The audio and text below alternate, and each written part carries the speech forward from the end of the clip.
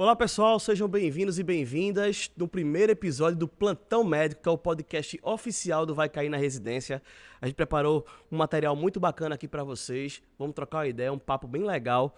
E hoje, para começar o episódio, certo? Eu estou com o Dr. Flávio Albuquerque, ele é ginecologista e obstetra, certo? Do CISAM, que é um hospital de referência aqui no estado de Pernambuco. Antes de mais nada, doutor, primeiramente seja bem-vindo, obrigado pela tua presença. Gustavo, muito obrigado pelo convite, Marcelo também. Bom dia a todos e a todas. Estou muito feliz de iniciar esse projeto bacana de vocês e esclarecer algumas dúvidas, dizer a rotina do ginecologista e do obstetra na cidade de Recife, né?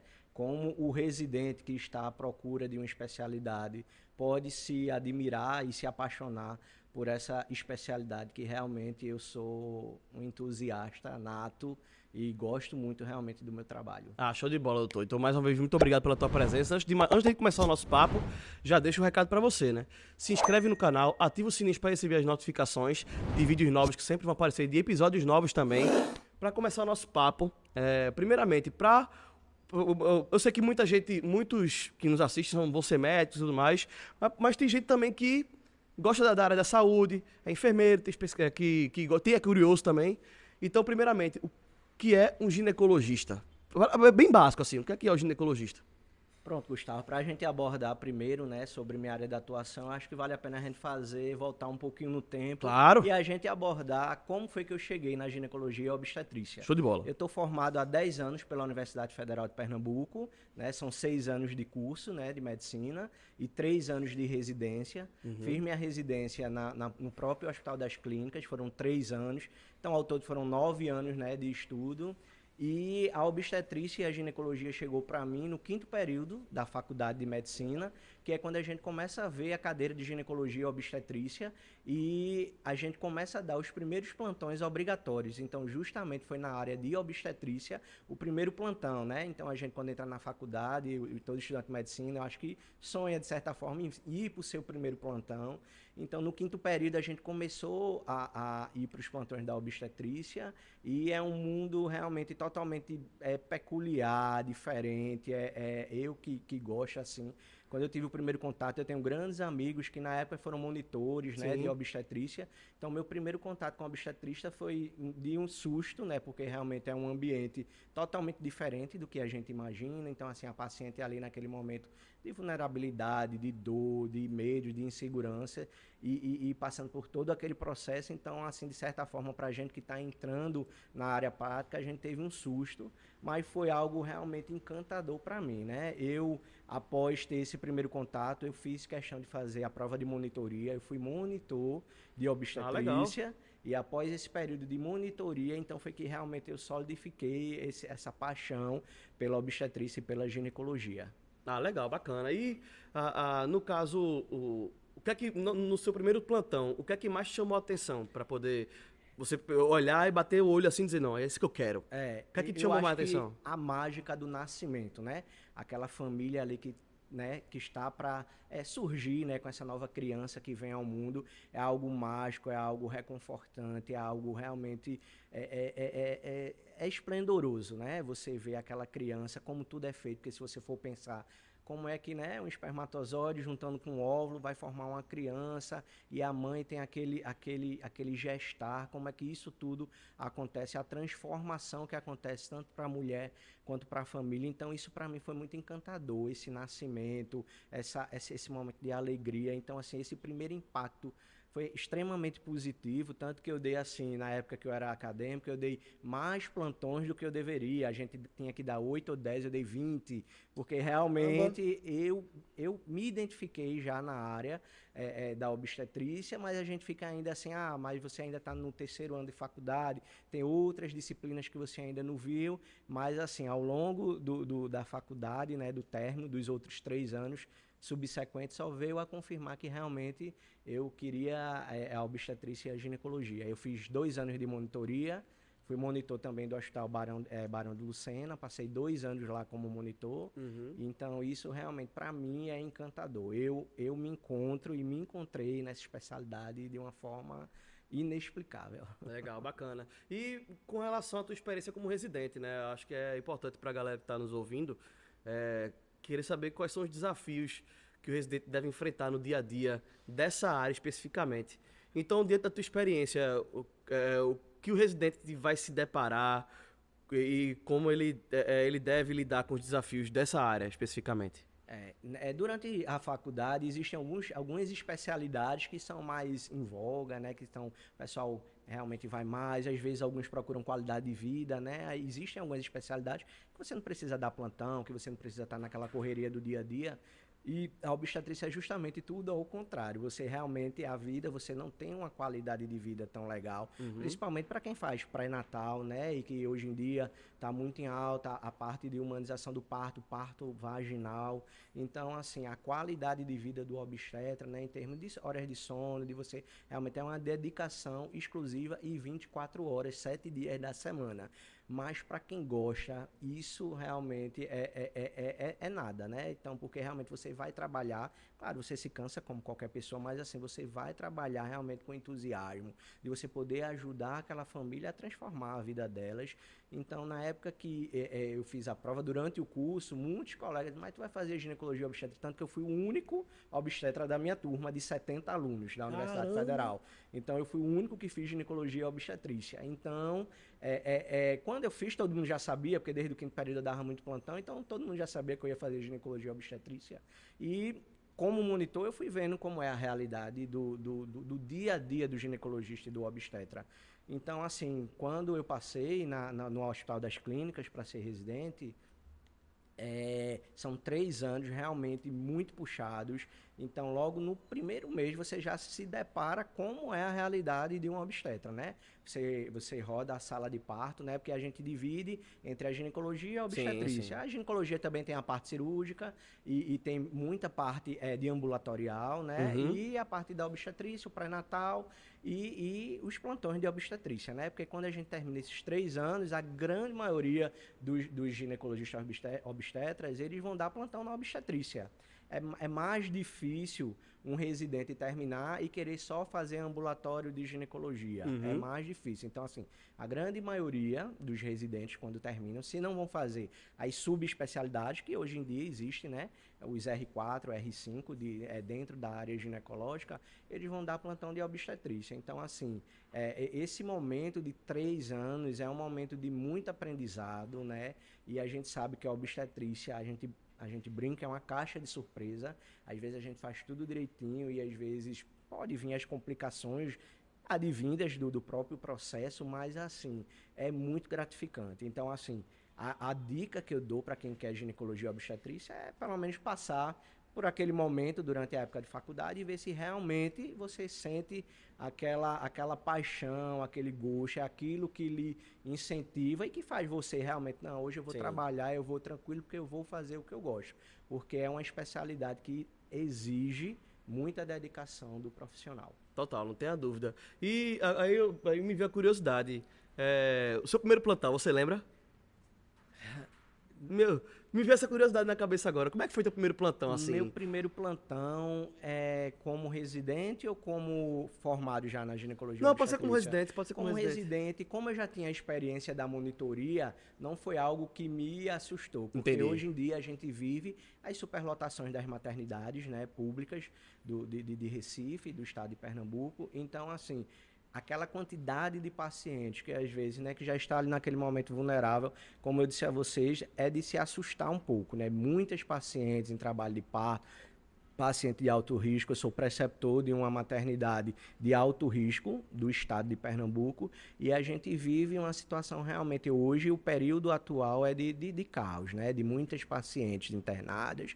Então, para o primeiro plantão, para um residente que nunca entrou em contato, talvez assuste um pouco. Como eu já vi da monitoria, então, assim, para mim foi um processo mais leve, do ponto de vista que eu já tive contato, já tive a experiência de estar numa maternidade, já fui 2 anos, então, assim, a cada dia da residência eu realmente confirmava o que eu queria. No caso, a monitoria fez muita diferença, né, Fez nesse processo muita diferença, também. muita diferença, porque eu já entrei com um diferencial a mais, porque eu já sabia realmente fazer uma triagem, eu já entrei em muitos procedimentos com os staffs na época. Então, eu já cheguei com uma bagagem um pouco diferenciada de quem nunca teve esse convívio mais de perto de um plantão da obstetrícia ou de um ambulatório de ginecologia.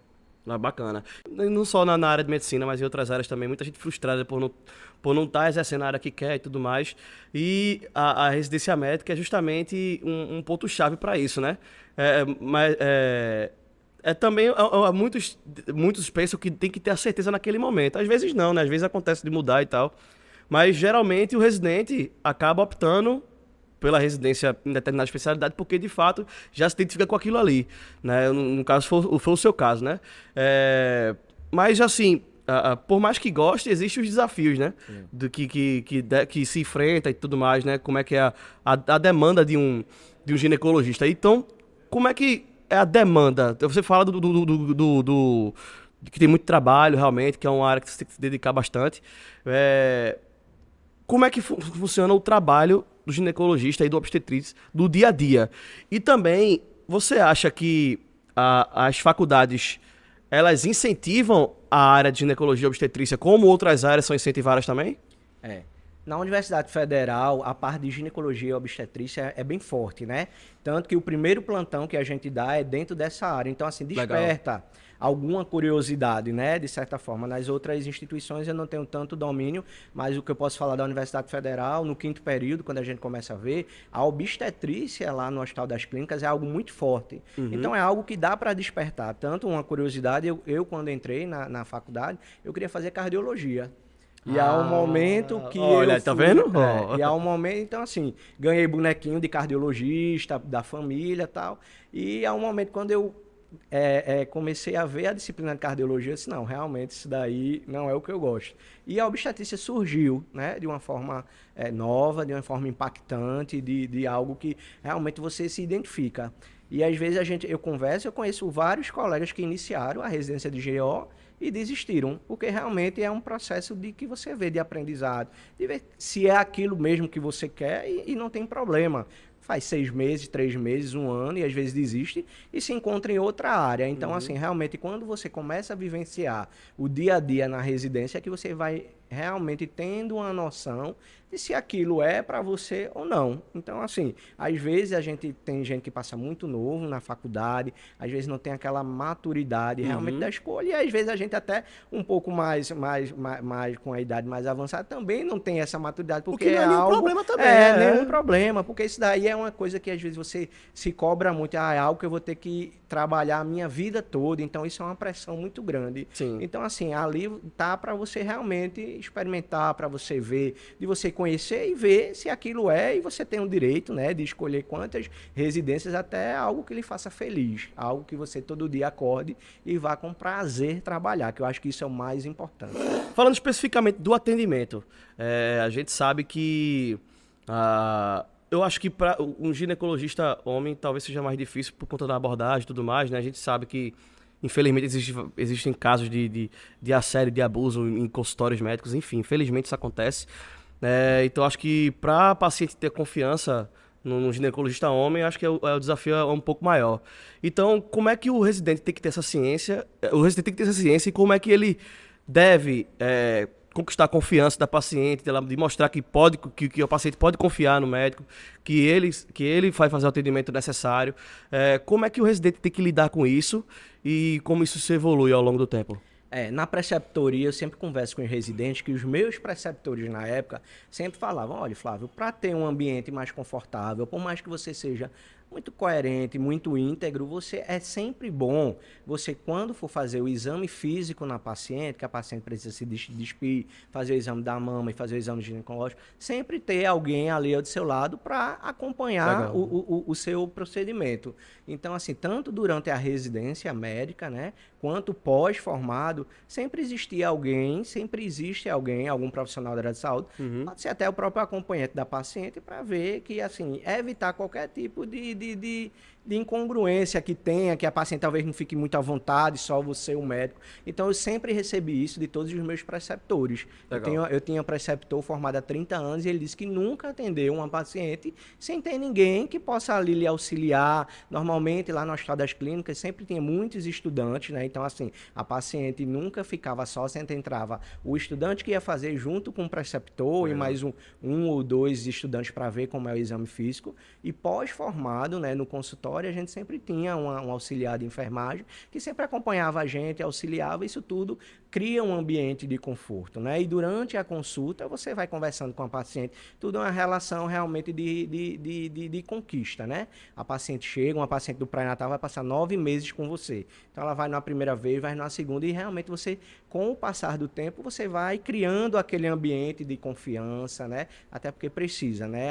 O paciente tem que confiar muito no médico para a gente discutir condutas, para a gente dizer uma doença que apareceu e a gente realmente ir juntos, né, tentando resolver esse problema. Eu imagino que a área de ginecologia ela tem essas peculiaridades, né, esses detalhezinhos que fazem muita diferença no atendimento. Né? Eu bato muito na questão do atendimento porque a gente sabe que muita gente quer se sentir bem atendido, bem recebido e bem acolhido pelo profissional, né? Então, acho que na área de ginecologia, acho que isso tem que ser muito mais presente, muito mais forte, justamente para tirar essa ideia da cabeça de que vai acontecer alguma coisa ou algo do tipo, né? Sim. Então, acho que desde o início, de quando começa na residência até só na profissional, tem que se trabalhar bastante essa confiança, né? Gerar essa confiança quando no consultório que eu atendia, normalmente as recepções a gente fazia. Você tem preferência, se você quer um ginecologista homem ou mulher, e a gente sabe. E hoje em dia é uma verdade, normalmente as mulheres preferem uma ginecologista mulher. Acho que, assim, né, se você for falar proporcionalmente, normalmente as mulheres, tanto que às vezes quando vinha uma paciente para mim dizia, doutor, olha, eu nunca fui atendido por um ginecologista homem, eu tô com vergonha, eu tô com medo, então assim, isso vai sendo trabalhado durante a consulta. Uhum. E assim, graças a Deus, as pacientes se fidelizam pós-consulta pré-natal, depois que tem bebê, voltam para mim como paciente ginecológica, mas isso daí realmente é uma construção, né, de tudo, do feedback da paciente com o médico, e isso a gente vai construindo. Então, realmente, tem que ter essa abordagem, tem que ter o acolhimento, tem que mostrar segurança na hora do atendimento, né? Estudar o caso, ninguém nunca sabe de tudo. Então, às vezes, chegam coisas novas pra gente e a gente, é um caso novo, a gente sabe esse geral, mas a gente vai estudar, a gente vai tentar resolver o seu problema da melhor. Se não souber, a gente vai chamar outros colegas também para fazer discussões sobre esse caso. Então, assim, essa confiança que a paciente tem que ter, que é o que eu passo para todos os meus residentes, tanto os homens quanto as mulheres, que realmente é isso, né?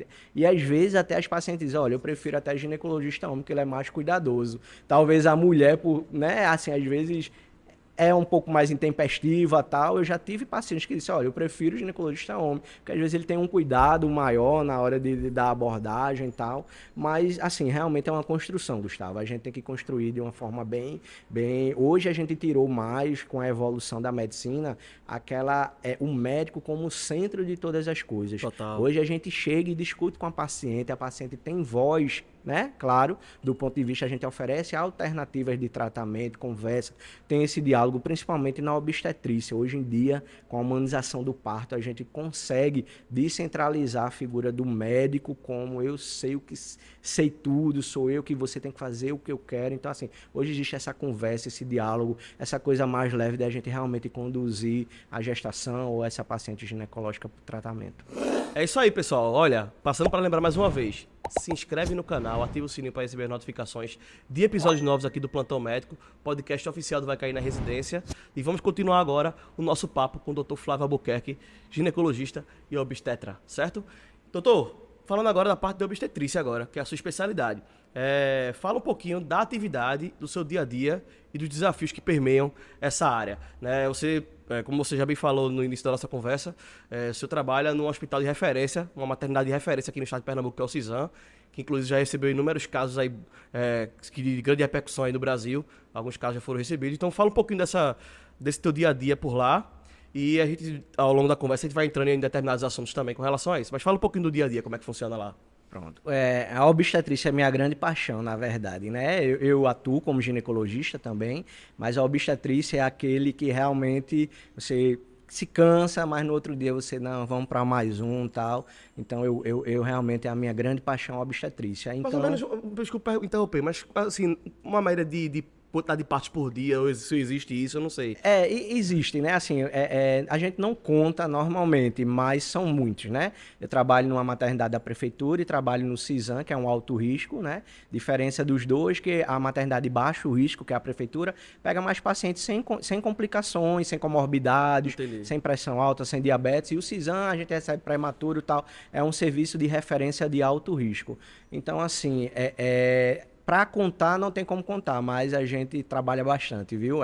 E hoje em dia a gente está vivendo um momento de superlotação das maternidades, né? Que as pacientes, infelizmente, pela superlotação não tem leitos, às vezes tem que ficar no corredor. Então, o dia a dia meu como obstetra, né? Como plantonista e como médico de consultório, são dois ambientes totalmente diferentes, né? Um ambiente de consultório, aquele ambiente, né, tranquilo, que você conversa, você tem tempo, você tem aquele feedback com a paciente de uma forma mais tranquila, e o atendimento da emergência desses hospitais são assim, você até que tem que atender um pouco mais ágil, mas claro, sempre observando o questionamento das pacientes, mas a quantidade de pacientes é muito grande. Então, assim, enquanto a gente está na triagem, tem parto normal rolando lá em cima, tem cesarianas de urgência, tem prematuros nascendo. Então, assim, o dia a dia do obstetra é algo realmente, são 12 horas de plantões bem vividos e cansativos, mas, como eu digo a vocês, para quem gosta, realmente é algo que aquele nascimento, aquele primeiro momento do bebê com sua mãe, aquela troca de olhares, isso realmente é o combustível da gente. Olha, doutor, muito obrigado, viu, pela sua assistência. Isso é o nosso combustível para amanhã a gente voltar e realmente fazer tudo novamente. Ah, bacana. E teve algum...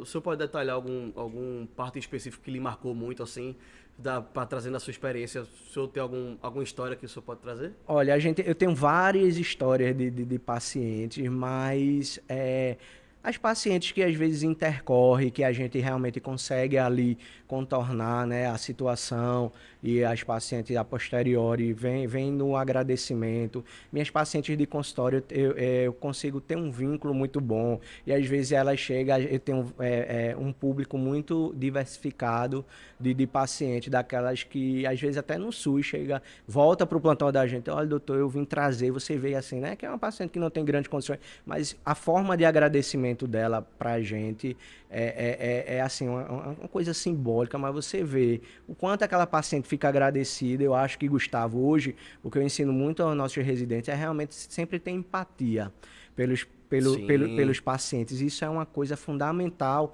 e que ao longo dos anos a vida sempre mostra para a gente que a empatia de você estar ali no lugar daquelas pacientes, às vezes as pacientes ficam 2, 3, 4 dias sentadas numa cadeira aguardando vaga para subir para a sala de parto. Uhum. E às vezes o dia a dia automatiza isso, mas assim, você tem um olhar diferenciado para essas pacientes, para o que elas estão passando, sabe? Partos eu tive vários que realmente marcaram, né, de colegas, de profissionais que trabalham comigo, que me escolheram como obstetra, isso marcam, e de outras pacientes também que chegam lá. Quando a gente brinca na obstetrícia, que quando é tudo certo, é tudo muito massa, é tudo muito lindo, mas quando a obstetrícia vem para complicar, vem para realmente fazer com que a gente aumente a quantidade de cabelo branco, viu? Coisa além do estresse, é coisa de... Não, é colocar... Principalmente para quem se forma de fato, termina a residência e vai exercer, eu acho que é a prova maior de... Vamos lá, o conhecimento todo que eu tive agora vai ser colocado em prática, né? Esse é o desafio. E a gente não aprende tudo, assim, os residentes caem.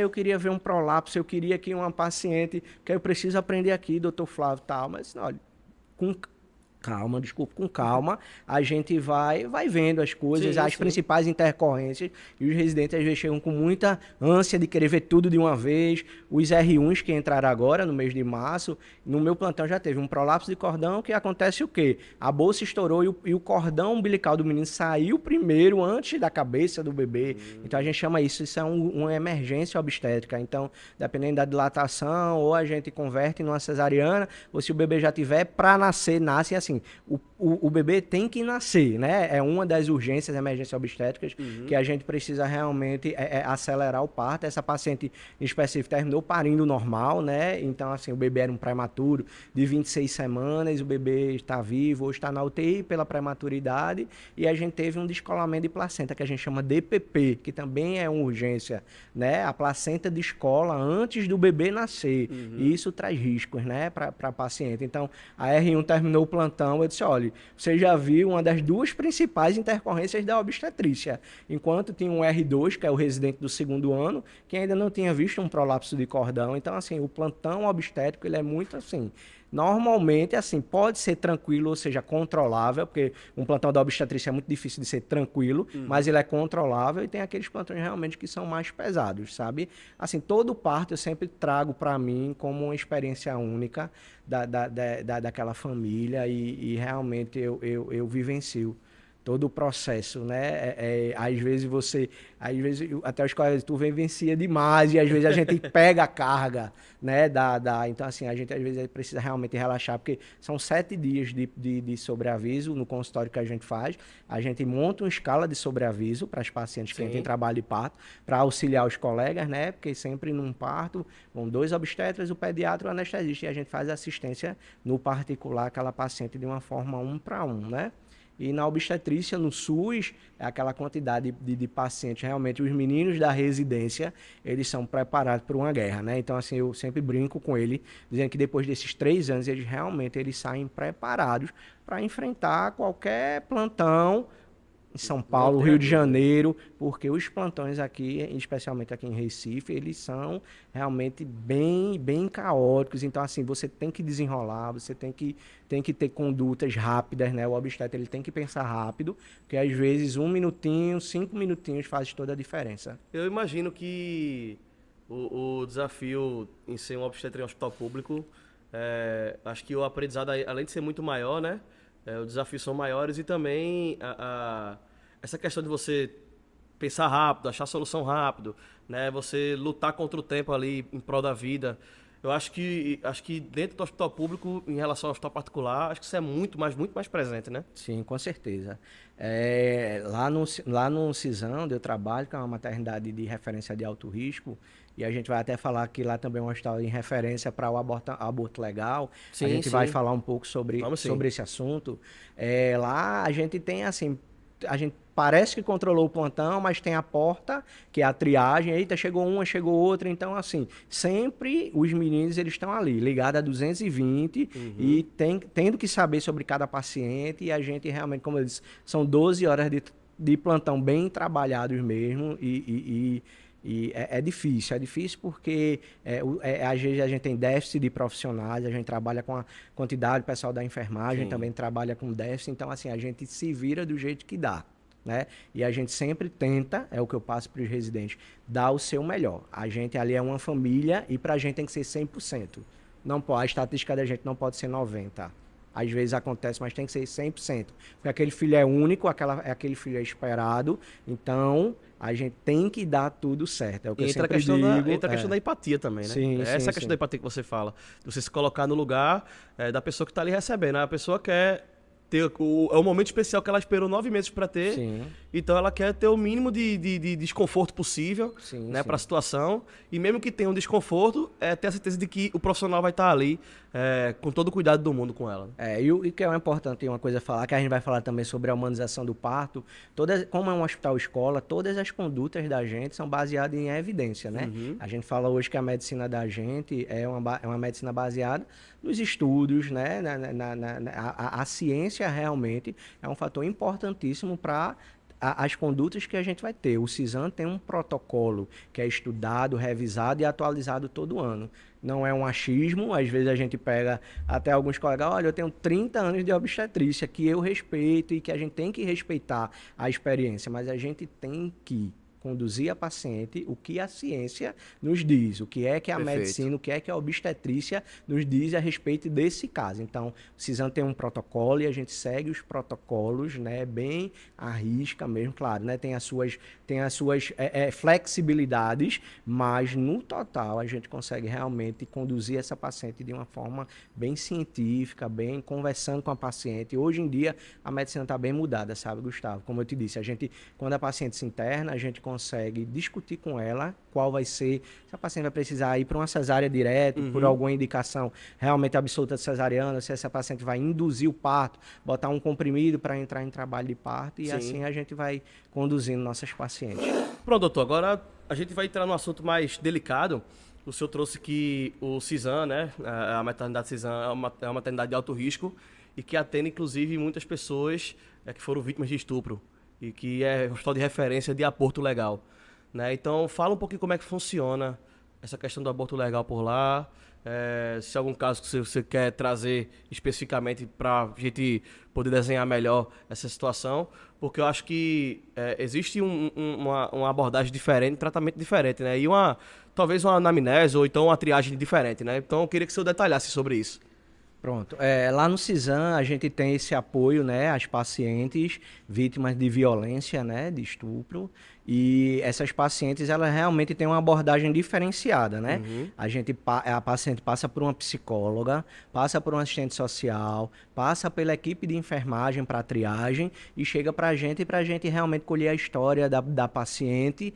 Antigamente, essas pacientes, para poder se tentar fazer o aborto, elas tinham que chegar com um boletim de ocorrência para dizer que realmente houve estupro, a paciente ia para o IML fazer. Hoje em dia as coisas se simplificaram e as pacientes simplesmente dizendo, né, a verdade, foram estupradas, a gente pede um ultrassom, vê se a idade gestacional realmente conduz e a partir daí a gente faz, inicia o processo, né? Então, realmente, essas pacientes têm um atendimento diferenciado. O chefe lá do CISAM, ele realmente levanta a bandeira, né, dessas pacientes, ele realmente é bem empático em relação a isso, e ele levanta a bandeira disso. Então, lá no CISAM, a gente consegue realmente fazer o atendimento dessas pacientes, um acolhimento realmente diferenciado. A gente tem uma sala específica para atender essas pacientes, elas não são atendidas na mesma sala que a gente atende as demais pacientes, e a gente está realmente construindo e lutando para que as demais maternidades também consigam fazer esse acolhimento para a gente realmente ampliar esse tipo de atendimento às pacientes vítimas de violência. Doutor, uma coisa que eu me lembro do CISAM é o caso da menina que veio do Espírito Santo para cá, para poder fazer o aborto legal, né? Que também foi um caso de estupro. Não me lembro detalhadamente o caso especificamente, mas eu me lembro da repercussão, né? Que ela teve que vir para cá fazer, né? E o CISAM foi utilizado, né? Por ser um hospital de referência. Como lidar com esse tipo de caso, assim, né? Não é nem que é um caso de grande repercussão, porque eu sei que existem vários casos desses que acontecem que não são mostrados em imprensa, enfim. Mas como lidar com um tipo de caso desse, assim? No caso, Gustavo, essa paciente em específico, ela tinha uma idade gestacional um pouco acima do que a gente considera aborto. Ela tinha 13 anos, né? Ela tinha 13 anos, ela tinha 23 ou 24 semanas. Pelo Ministério da Saúde, a gente considera uma paciente que sofreu um aborto, né?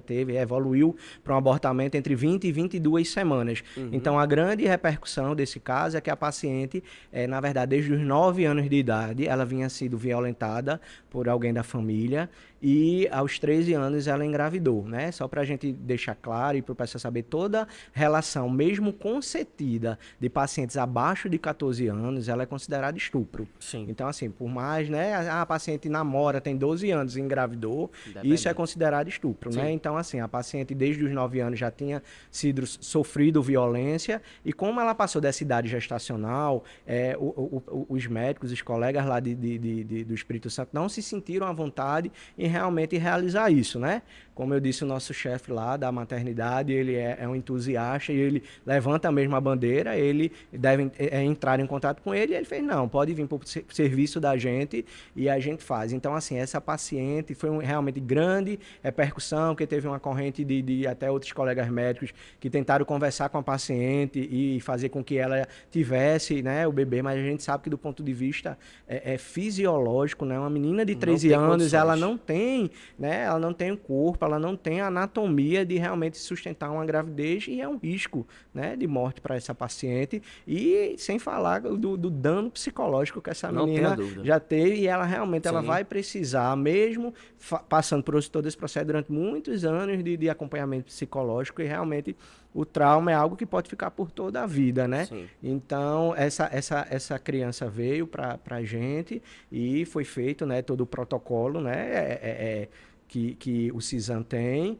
e foi resolvido, né? Então, realmente foi algo de grande comoção, muita gente na frente da maternidade, um grupo contra, tentando entrar dentro da maternidade e fazer com que essa criança realmente desistisse disso. Então, assim, foi algo para a gente aprendeu também muito com ela, né? Algo realmente muito triste. A gente como profissional que de vez em quando chega paciente, às vezes a gente atende, mais raramente, mas atende crianças vítimas, né, de abuso. E quando vai para a inspeção ginecológica a gente realmente vê, a gente tem que fazer notificação. Então, esse caso foi em especial, além de ter sido paciente de outro estado, né? Justamente essa idade gestacional dela, que passou do que a gente considera, o Ministério da Saúde considera aborto. Então, teve essa grande repercussão por causa disso, né? Mas, assim, pacientes abaixo dessa idade gestacional, lá no CISAM e também no Hospital da Mulher, que é outro serviço de referência, né? Para pacientes vítimas de violência, o Hospital H-Menon também tem, que faz o acolhimento dessas pacientes, de certa forma mais tranquilo, né? Isso repercutiu mais justamente por essa idade gestacional que era um pouco maior e era paciente de outro estado e a mídia também chegou a ser até reportagem no Fantástico e tal, então, enfim. Não, realmente foi um caso bem pesado na época. Eu me lembro bem da repercussão que houve. Dentro desses protocolos, desse tipo de atendimento do CISAM, tem algum tópico que você pode detalhar pra gente, alguma coisa do tipo assim, que seja diferente de outros hospitais? Na verdade, os protocolos que o Ministério da Saúde ele manda, ele é um protocolo único, né? Certo. E os hospitais absorvem. Não, e os hospitais absorvem e fazem os protocolos, né? Legal. A gente faz medicamentos para doenças sexualmente transmissíveis, por exemplo, dependendo da hora, né? A gente tem uma janela, né, para poder fazer esse medicamento.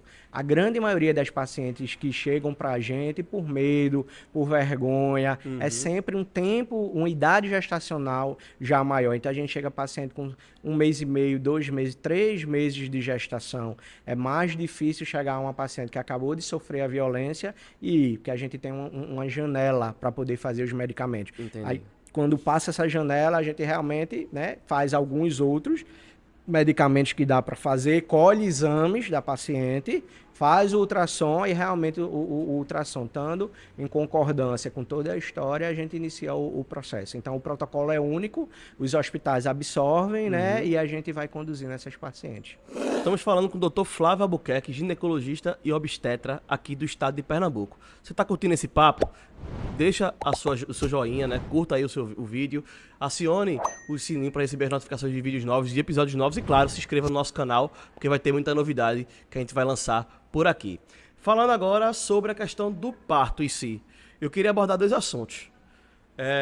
Que acho que são os assuntos que a gente vai meio que encerrar, mas acho que a gente pode abranger mais. Um é o parto humanizado, que hoje se fala bastante, e outro é a violência obstétrica, que é um assunto que eu queria muito abordar,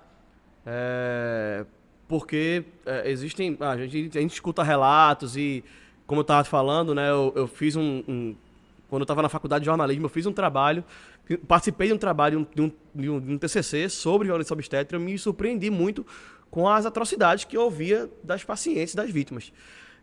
Então, começando um pouco começar logo com o pesado para terminar mais leve, né? Vamos falar um pouco sobre a violência obstétrica. Porque eu imagino que hoje em dia seja muito menor a frequência desse tipo de determinados procedimentos. Que a gente escuta falar que, não, porque o médico subiu em cima da paciente, não sei o quê, empurrou a barriga, aquela coisa toda, enfim. Então, com relação à violência obstétrica, como o porquê que isso acontecia, e hoje mudou de fato, e como hoje os profissionais e o conselho têm caído em cima desse tipo de situação, doutor? Esse é um assunto bem polêmico, né, Gustavo, sobre violência obstétrica. A medicina, como sempre, evoluindo, né, e antigamente costumes que se tinham, né, há 15 anos atrás, há 10 anos atrás, né, que seriam normais, hoje em dia são coisas totalmente proscritas, né, ou seja, não é para se fazer, né. Então, como eu vim abordando, hoje em dia a paciente que inicia um pré-natal, essa troca com o médico, o conhecimento é muito importante. Hoje em dia a mídia está aí, a tecnologia, Instagram, a gente tem rodas de gestantes, a gente tem uma equipe multiprofissional fazendo o atendimento dessa paciente.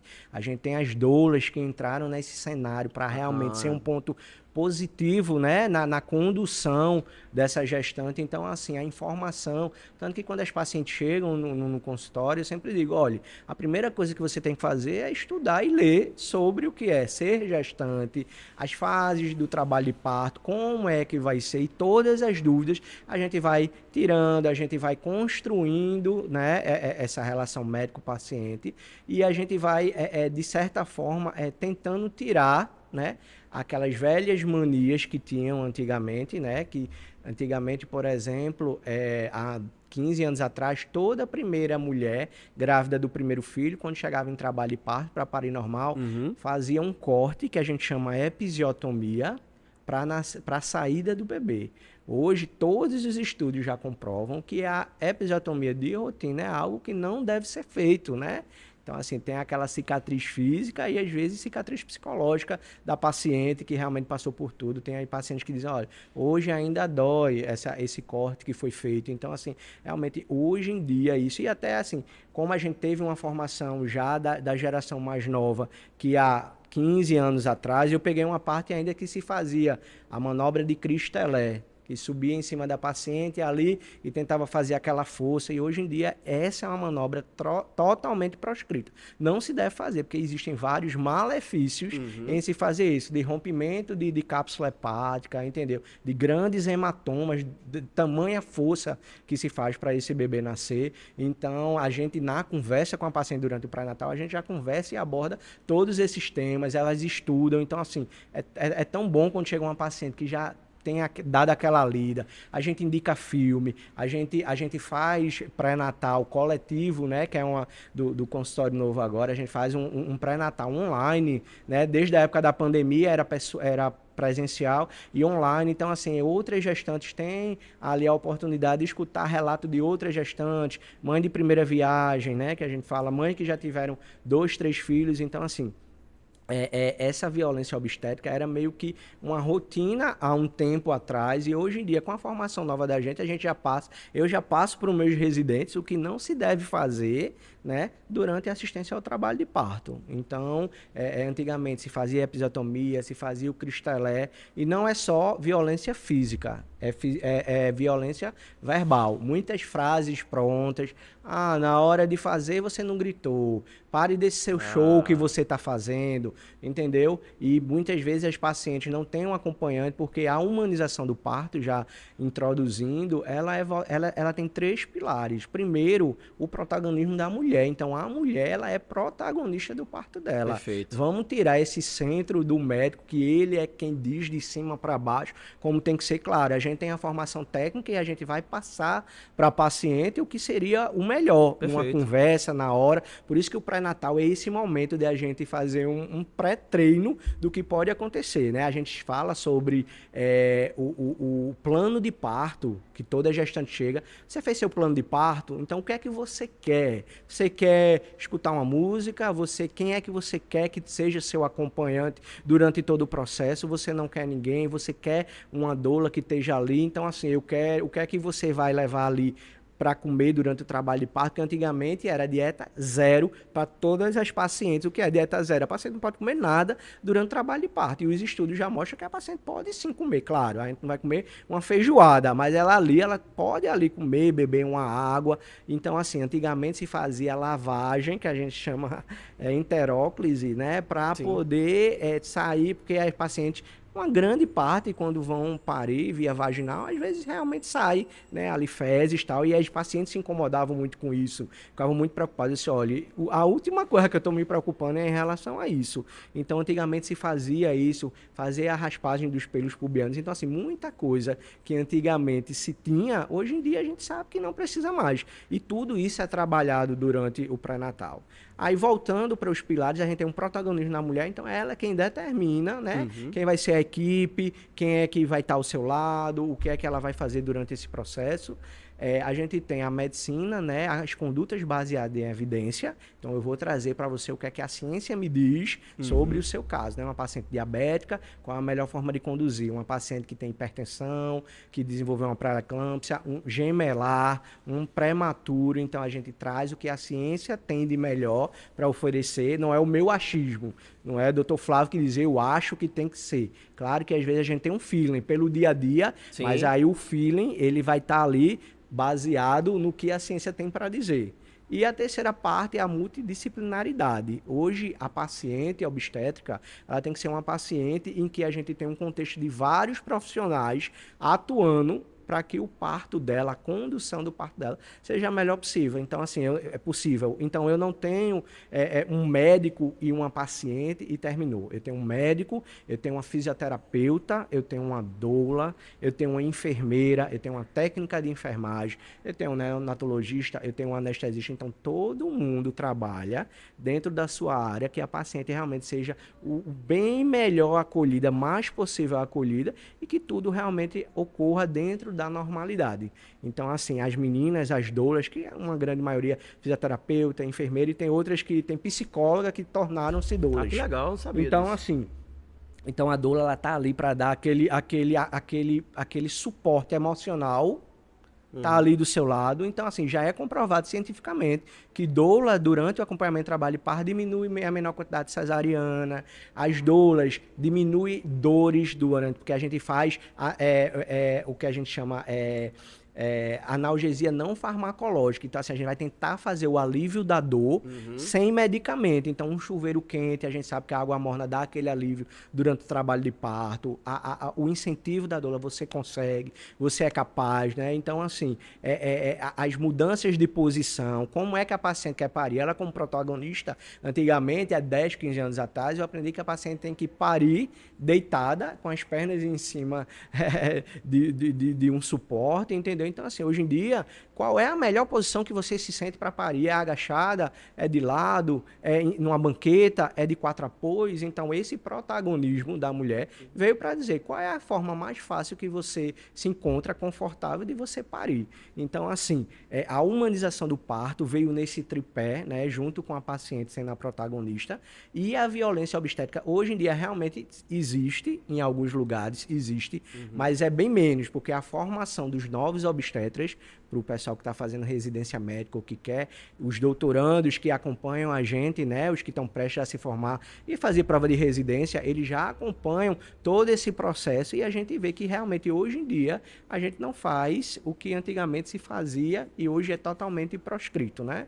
Acho que é importante essa reeducação, né, para os médicos da nova geração entenderem que determinados procedimentos não cabem mais, né? Não. E eu acho que e com o avanço da tecnologia também, da medicina no geral, então isso é necessário entender que, olha, tem procedimentos muito mais humanizados, muito melhores do que você fazer isso aí. Com certeza. E essa questão de trazer a mulher como protagonista, acho que é muito importante.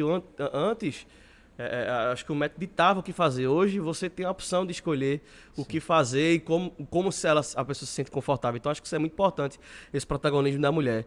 Em contraponto à violência obstétrica, a gente tem o parto humanizado, né? Que eu também sou especialista, também o senhor faz. Muita gente tem dúvida como é que funciona. como é que é esse procedimento, porque muita gente tem só a visão do a mulher lá na piscina, lá esperando a criança nascer, enfim, toda essa visão, mas é muito além disso. Sim, então eu queria que o senhor falasse um pouco sobre o parto humanizado e o porquê, aliado logicamente à evolução e a esse protagonismo da mulher, o porquê também que ele está sendo tão incentivado. Quando a gente fala em humanização do parto, às vezes talvez a gente referencie só o parto via vaginal. Isso. E a gente tem que lembrar que existe uma cesariana que é humanizada, né? É o quê? É o bebê nascer e ir para o colo da mãe. Não é aquela separação que antigamente se tinha, né? Então, quando a gente fala muito em parto humanizado, a gente sempre remete ao parto normal, mas a cesariana é respeitosa, é aquela paciente que a gente vai dar uma reduzida na luz para tentar tornar aquele ambiente o mais confortável possível. Aquela musiquinha, aquela playlist, as minhas pacientes, eu digo, faça a playlist, qual é a música aí do casal que vocês mais se identificam? Ah, doutor, eu queria que nascesse com a música de Alceu Valença, que é a campeã, tu vens, tu vens. Então, assim, é a música campeã, né? Toda vez quando toca, a gente sempre remete ao parto. Então, assim, é criar esse ambiente confortável, respeitoso. É um ambiente respeitoso. A humanização é a empatia, é o respeito com a paciente. Toda paciente tem o direito de escolha. Então, quando a paciente chega no consultório, a gente faz toda a parte técnica e a gente vai conversando. Qual é o seu desejo? O que é que você quer? Tem paciente que diz, doutor, olha, eu não queria entrar em trabalho de parto, eu queria uma cesariana. É um direito que assiste aos pacientes. Inclusive, existe, mas você vai ser menos mãe porque você foi uma cesariana. Existe essa corrente, né, que algumas pessoas dizem, do que de você ter vivenciado todo o processo de dor, de entrar em trabalho de parto e parir normal. Então, isso daí a gente conversa com todas as pacientes, porque as pacientes chegam muito inseguras, sabe, Gustavo? Por isso que eu digo, o acolhimento, principalmente para a mãe de primeiro filho, que vem a sogra, que vem a mãe. Olha, na minha época eu dava chá, quando o menino nascia não tinha problema. Eu dou leite de fórmula, não tem problema nenhum. Então, isso tudo, a paciente chega pra gente com todas essas inseguranças e é uma luta, viu? Você realmente vai de encontro à corrente, porque é a mãe que quer dar aquele chazinho que a gente sabe que não é para dar, até isso, a gente vai quebrando, né? Eu criei 5 filhos, você tá tendo seu primeiro agora, então isso é muito difícil. Aí o que é que a gente faz?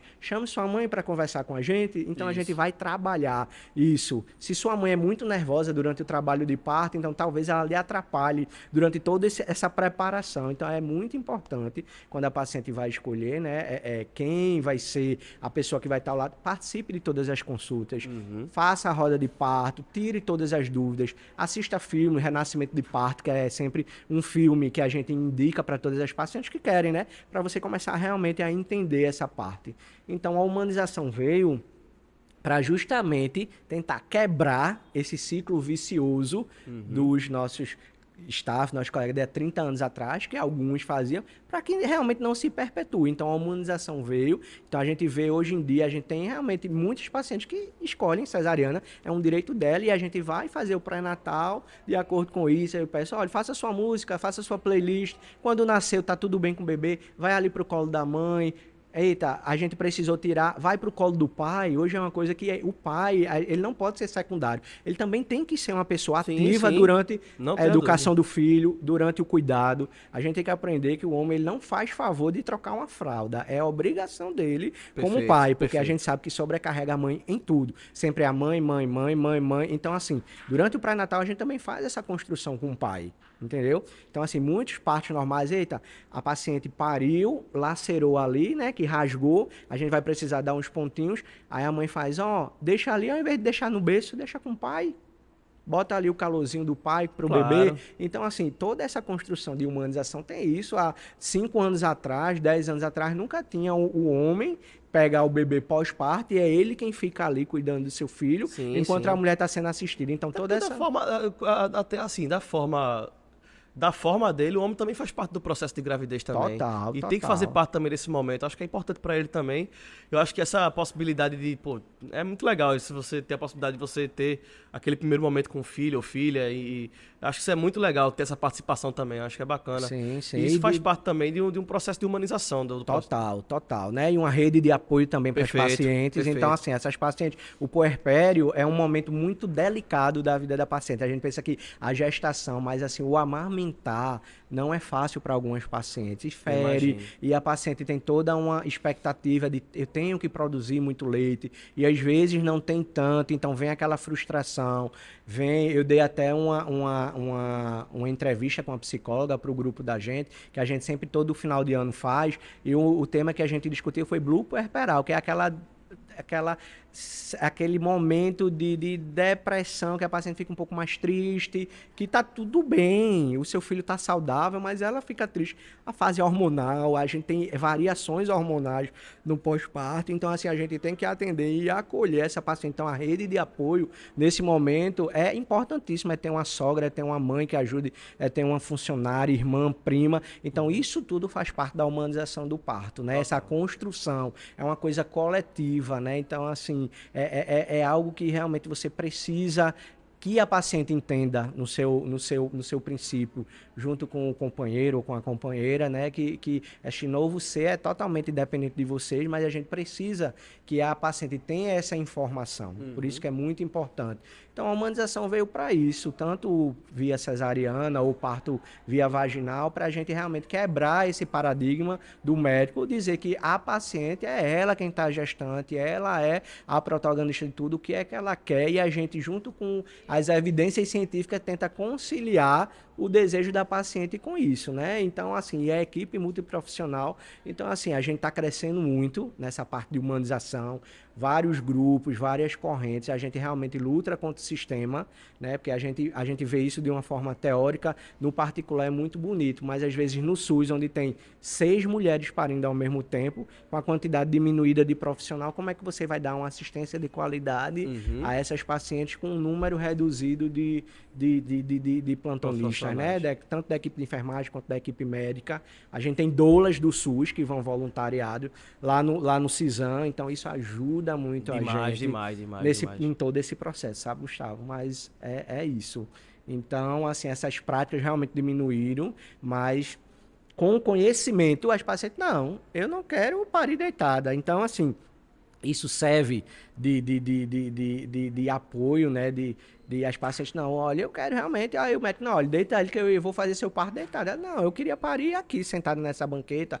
Eu queria realmente parir de 4 apoios. Eu quero, é lei, o acompanhante, toda gestante tem direito, tanto na cesariana quanto no parto normal de ter. Isso é lei, não é que eu não quero, olha, você não entra, não posso fazer isso. Isso é lei, toda gestante tem direito a um acompanhante.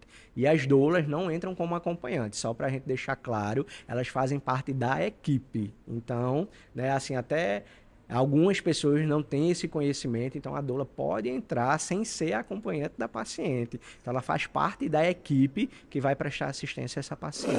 Vamos lá, doutor. Me surgiu uma dúvida durante o nosso papo com relação a parto humanizado, que o senhor trouxe com relação a cesárea também ser utilizada no parto humanizado. Então o que é que faz a mulher? Porque assim, por exemplo, o normal, apesar da dor, a recuperação é mais rápida. A cesárea não tem a dor, né? Não tem aquela... não tem muita dor e tal. Então, qual é o que faz a mulher decidir pelo parto ou pelo parto cesárea ou pelo parto normal? Assim? A paciente, quando chega lá no... Porque até um tempo atrás, pela minha falta de conhecimento, eu achava que isso era uma escolha do médico. Né? E não, né? Agora eu tô sabendo que pode ser uma escolha da própria paciente. Então, como procede?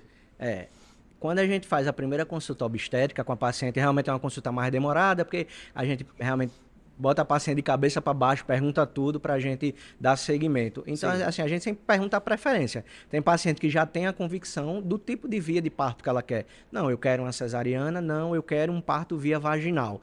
Então, as pacientes que têm dúvida, a gente sempre fala e diz... O parto via vaginal é um parto fisiológico, né? Há 1800 e pouco, como é que não existia cesariana, né? Perfeito. Então, como é? As mulheres pariam como? Então, assim, isso é algo que a gente realmente precisa, é uma coisa fisiológica. Então, se é fisiológico, praticamente a paciente tem recuperação mais rápida em relação a tudo, né? A amamentação é mais tranquila, que você não tem dor e tal. É um tipo de escolha realmente de cada...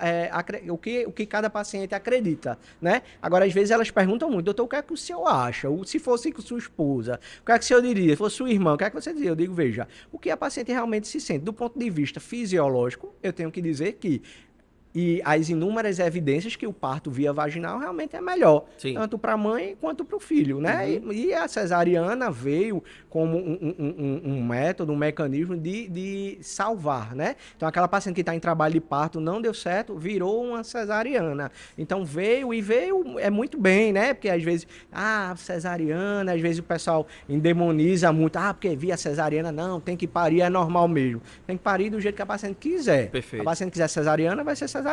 Mas do ponto de vista fisiológico, o parto normal, claro, tem várias vantagens em relação à cesariana. Mas, assim, a gente consegue trazer essa parte da humanização para os dois. Existem algumas indicações, poucas indicações absolutas de cesariana, tá? Então, assim, às vezes é uma placenta prévia. O que é que significa? A placenta está onde é para o bebê sair, no colo. Então, não tem como o bebê sair. Então, aí tem que ser uma cesariana, né? Sobre o parto pélvico, que é o parto pélvico, o bebê está sentadinho, ele não está com a cabeça.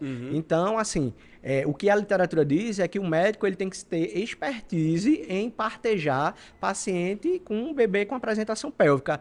A formação da gente, hoje em dia, nenhum médico aqui em Recife tem a expertise. Eu partejo tranquilamente um parto de um bebê com apresentação pélvica. Já acontece de, às vezes, a paciente chegar em período expulsivo, que é isso, parindo e é o bumbum. Aí já não tem muito o que fazer. Então, a gente faz essa assistência, que tem alguns riscos, né? E hoje em dia, a gente conta, até no consultório a gente está fazendo, até o que a gente chama versão cefálica externa. O bebê está sentadinho, a gente espera chegar ele no termo, que é a partir de 37 semanas, e tenta fazer essa rotação. Faz o medicamento, deixa aquele abdômen um pouquinho mais e tenta fazer essa rotação para ele virar cefálico, né? A gente está tendo um bom sucesso nessa. Então, assim, isso é algo inovador, porque uma paciente que tem apresentação pélvica, chegou na idade gestacional, não entrou em trabalho de parto e ia diretamente para a cesariana. Então, hoje, claro, existem os riscos, né, desse procedimento. A gente explica tudo à paciente. Por isso que eu digo, é muito importante essa conversa com a paciente. Olha, a gente pode fazer isso, mas os riscos são esse, esse e esse. Vocês querem assumir como é tal. Tudo, né? Exatamente. Então, a paciente tem essa parte da escolha. É muito diferente de antigamente, há 10 anos atrás, 12, eu dizia, olha, teu bebê está sentado, tem que ser cesariana. Calma. E a opção da versão cefálica externa. E a opção de eu querer, agora sim, eu como médico posso dizer, se o esposo está grávida, chegou para mim, é pélvico e eu quero assumir o risco do pélvico. O obstetra pode dizer, olha, eu realmente não gostaria de fazer essa assistência, que eu não tenho experiência em assistência a esse parto pélvico. Vou passar para algum outro colega que queira assumir isso, entendeu? É essa conversa, entendeu, Gustavo? Que tem de ambos, né? Sim, sim. A paciente chega, a gente conversa, a gente diz o que é melhor, o que é que a ciência diz pra gente. Então, assim, a escolha é muito da paciente. A gente diz os riscos de uma cesariana, os prós e os contras de cada tipo de via de parto. Tanto do parto vaginal quanto do parto cesariana. E a paciente, com o estudo em casa, com o diálogo com o esposo, na construção disso tudo, vai ali decidindo o que é melhor para ela. Bacana, bacana. Produtor, pra gente encerrar, a gente tá acabando por aqui nosso bate-papo. Primeiramente, quero agradecer a você que tá nos acompanhando, né, que tá nos assistiu até aqui, né? E eu queria que o senhor encerrasse, doutor. Antes de mais nada, muito obrigado pela presença mais uma vez. Eu queria que o senhor encerrasse com um conselho, uma dica para o colega médico que quer exercer a área de ginecologia e obstetrícia. Que conselho você daria para esse profissional, para esse futuro profissional? Antes de tudo, eu gostaria de agradecer aqui esse papo. A gente agradece. A gente passaria aqui o dia falando, porque realmente eu gosto de falar sobre o assunto. Eu também curto conversar, eu adoro conversar. Então a gente prolongaria, mas a gente tem o tempo. Eu gostaria de agradecer a oportunidade e de ser instrumento, né, de conhecimento para os futuros ginecologistas e obstetras, de a gente falar um pouquinho da realidade, né, daqui do nosso estado, da capital Recife, sobre a assistência ao parto, sobre a ginecologia, os ambulatórios, né? A dica que então, muito obrigado por esse convite. Toda vez que me convidar, estarei aqui com o maior prazer. A Marcele também, muito obrigado pelo convite. Então, assim, qual é o conselho que eu dou? Primeiro, tenha esse primeiro contato com a obstetrícia, com a ginecologia, durante a faculdade, vá lá, converse com o professor, com o staff que está lá. Eu posso vir, eu queria ver, eu queria saber mais a respeito. A obstetrícia e a ginecologia é uma das áreas que ela tem um leque muito amplo. Você pode, depois que terminar a residência, você fazer um fellow, uma sub da sub de ginecologia endócrina, você pode fazer a parte de fertilização, que é a parte de reprodução humana, você pode fazer a área de sexologia, você pode fazer a parte de ginecologia infanto-puberal, você pode fazer a parte de medicina fetal, você termina e você vai fazer ultrassom dos bebês, né? A gente tem uma área muito ampla da ginecologia e da obstetrícia. Então, assim, é uma das poucas áreas da medicina que realmente, depois que você termina a residência, você pode escolher. Tem gente que, por exemplo, faz, poxa, eu não gostaria de estar nessa vida de plantão. Dá para fazer ginecologia, a parte de infanto puberal, de ficar ali com aquelas crianças que estão saindo da fase, né, indo para a adolescência, então você consegue manejar isso. A parte de ginecologia endócrina, a parte de climatério, as pacientes que entraram na menopausa, as nossas idosas. Então, assim, existe ambulatório específico para isso, e hoje em dia, que a gente até conversou, a parte do ambulatório de trans, que é algo novo, né, que surgiu agora, bacana, que a Prefeitura do Recife está com esse ambulatório especializado para atendimento específico desse pessoal. Então, assim, a cada dia a medicina vem evoluindo, e o conselho que eu dou é realmente vá atrás. Veja que vai ter algum momento da faculdade que você vai sentir aquele negócio e faz, não, realmente é isso. Eu tenho uma história rapidinho para contar. Eu fui para minha monitoria e chegou uma paciente transferida de pau d'alho, que ela tinha acabado de ter bebê, e a laceração, quando o bebê passou, foi muito grande, e o pessoal lá não conseguiu, transfundiu, essa paciente chegou, aí os staffs na época, os preceptores foram, isso durante a madrugada, e eu como monitor, eu fui ajudar pegando as válvulas, tal, para dar campo ali, e o campo de cirurgia ginecológica é algo meio contido, muito apertado, a gente fica se espremendo para poder dar campo e tal.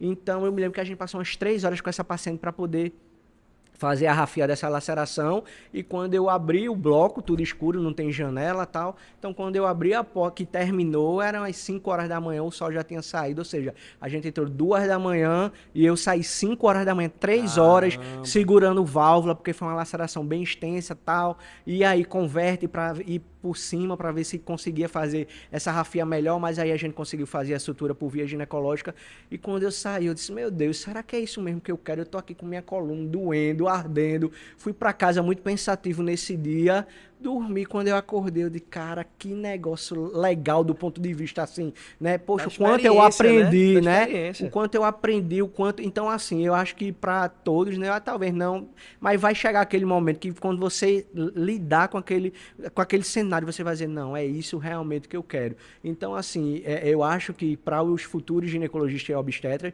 vão para um plantão de obstetrícia, durante as consultas ginecológicas, participar de cirurgia ginecológica, dá para passar por todos esses ambientes e veja se realmente é ali, porque tinha colega meu que dizia, ó, Flávio, realmente não dá para mim, ginecologia e obstetrícia, e foi para outra área, e aquilo, quando eu fui entrando em contato, eu fui vendo que era aquilo que eu queria. Então vai algum momento que você vai dar aquela virada de chave e vai dizer, não, é isso aqui, o nascimento, eu participava daquele momento como se fosse realmente integrante daquela família, daquele negócio. Então, eu disse, não, é isso, é o meu combustível, é isso que eu quero. Então, assim, para os futuros colegas ginecologistas e obstetras, tentam, vá atrás, leiam sobre a área, converse com um obstetra. Normalmente ele vai dizer que são plantões cansativos, mas não faça que isso lhe desanime, porque eu acho que a grande maioria, e hoje é a realidade que a gente está vivenciando, das maternidades superlotadas, faz um pouco desanimar a gente, como obstetra, de incentivar outras pessoas. Mas eu acho que é isso. Converse com o obstetra, diga qual é a mágica, o que é que o fez escolher,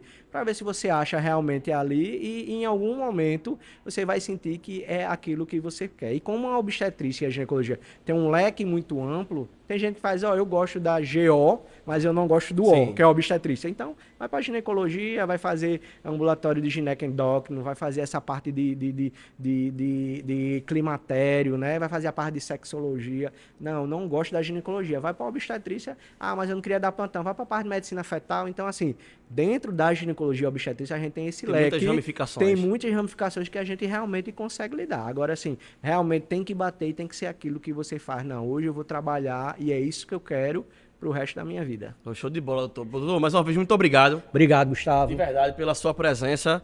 Espero contar com você outras vezes, outros bate-papos que a gente vai fazer aqui. Com certeza a gente vai trocar mais ideia. Então, pessoal, a gente vai encerrando por aqui. mais uma vez agradecer a você pela sua audiência, pela sua paciência. Espero que tenham gostado do conteúdo.